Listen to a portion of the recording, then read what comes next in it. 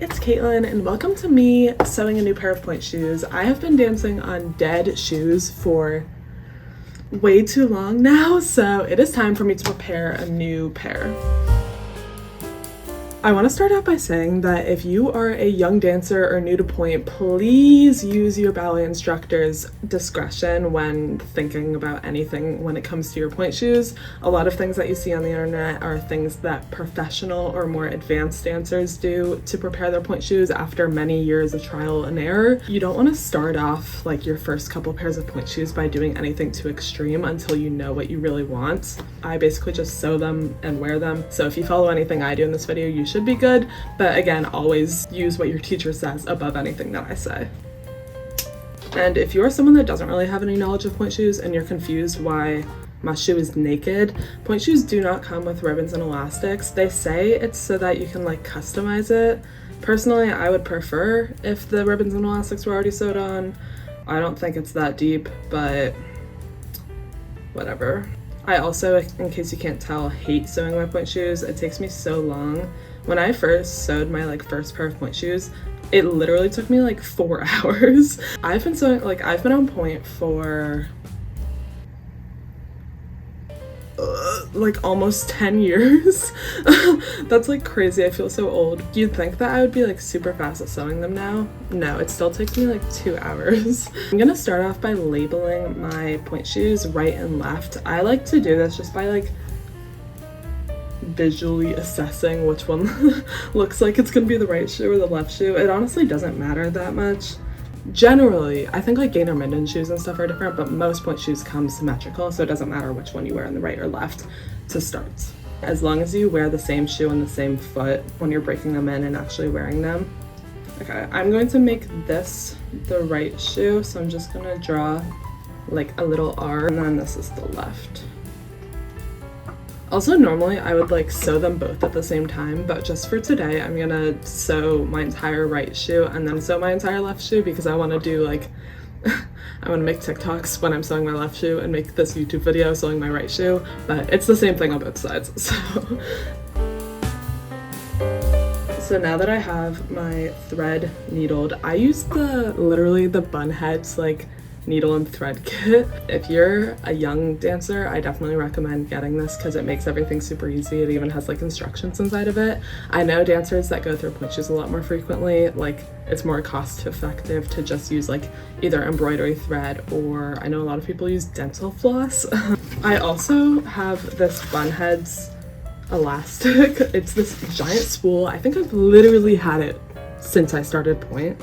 I personally do cross elastic. If you do loop elastic, then this is gonna be a little different, but I have to measure it across my foot so that I can kind of get a good idea, and then I also stretch it out to measure it. So I think this-ish will be a good length. Basically what I'm gonna do is, these shoes, I wear the Block Eurostretch shoes, and they have a little bit of this suede, I think, in the back, or leather, I don't know. But I like to sew my elastic at the back end, or the front end of that different fabric.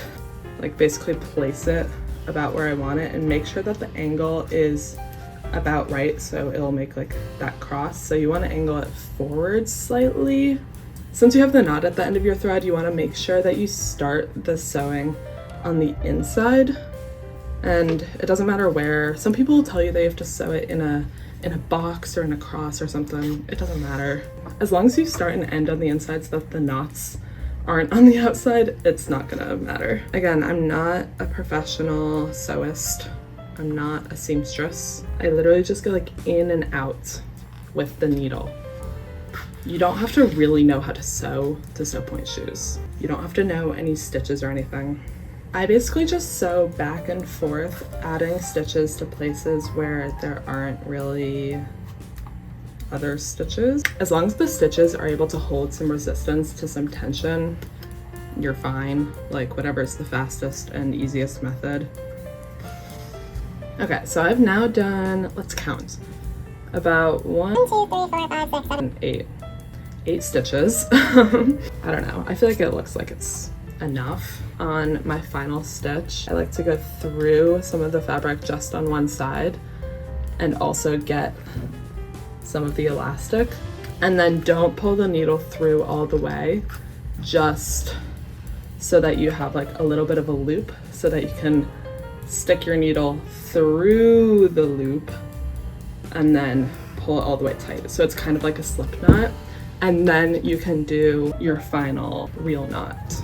Because the most important thing is the strength of your sewing, I like to do a lot of knots to make sure it's actually really secure. Because if this knot comes undone, then basically all your stitches are at jeopardy of coming undone. Cut. And then here we have our first elastic done. You can see it's not pretty, but you can't even see that from back here. So how are you gonna see it from stage? You're not, so it doesn't matter. If you're going to do a loop, like just one single elastic, then what you would do is just sew this end to the other side. I like to do a cross, so I'm going to take another piece of elastic and do the same thing on this side so that they can cross.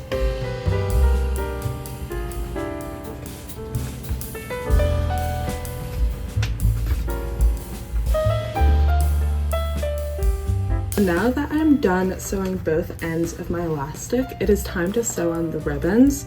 I like to sew the ribbons and the elastics in the same spot so that I can sew them at the same time and it's less sewing to do basically. I like it to be at the top of where the arch of my foot is so that the ribbon can like help pull up the shoe in that position.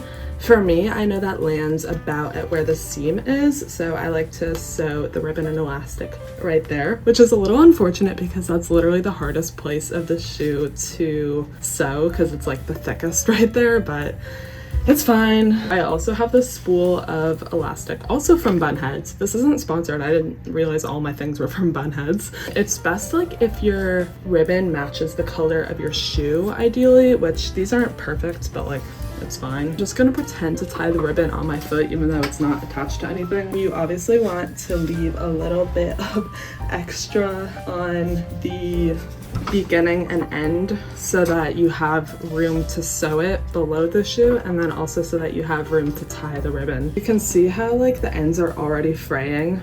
Basically, to avoid this from happening even further and unraveling, you can use a lighter to burn the edges. I am in a dorm room right now and I don't think I'm supposed to be using a lighter and burning things in my dorm room, so I will not be showing you how to do this on camera, but I will do this off camera and not in my dorm room. But basically you want to have the flame just barely touching the edge of the frayed ribbon, and then you'll see it slowly start to burn and like melt a little bit, and once it's just slightly melted, you're good, you can stop. If you have never done this before, or if you are a young dancer, please ask your parents or something. Exhibit caution. It'll look like this or like this. You can see how it's like kind of melted, so it's not going to fray anymore. You want to do it as little as possible so that the entire ribbon doesn't burn on fire. Speaking from experience. Now to sew the ribbon, you are going to fold it like just a little bit over. This way the thread has some like meat to grip onto. I find if you do it just like normally, I think it's like fine, but sometimes it will like rip through. You can take the end of the elastic that you're gonna sew with it, put them together, make sure that the satiny side is on the outside. It'll end up like this. But what I like to do is just start my stitches with just the ribbon and elastic to get them together so that you don't have to like worry about them moving once you're starting to sew. So I just do a couple stitches to get them to stay together, and then you can just start to sew it into the side of the shoe like you did with the elastic on its own for the first step. Again, be conscious of the angle that you're sewing at, depending on like where you're sewing and how like your shoes are. You might want to sew it at a different angle.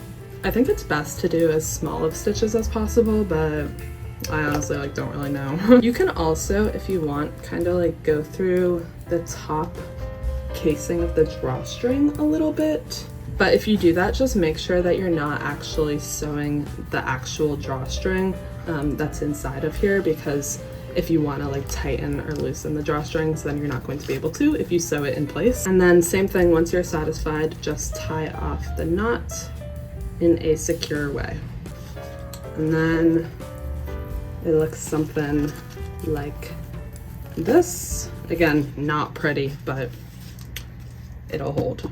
Once you've done one side, of course, you can just do the other side.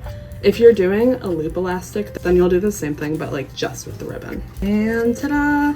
It's all sewn, ready to break in and to wear. I guess I should show you what it looks like on.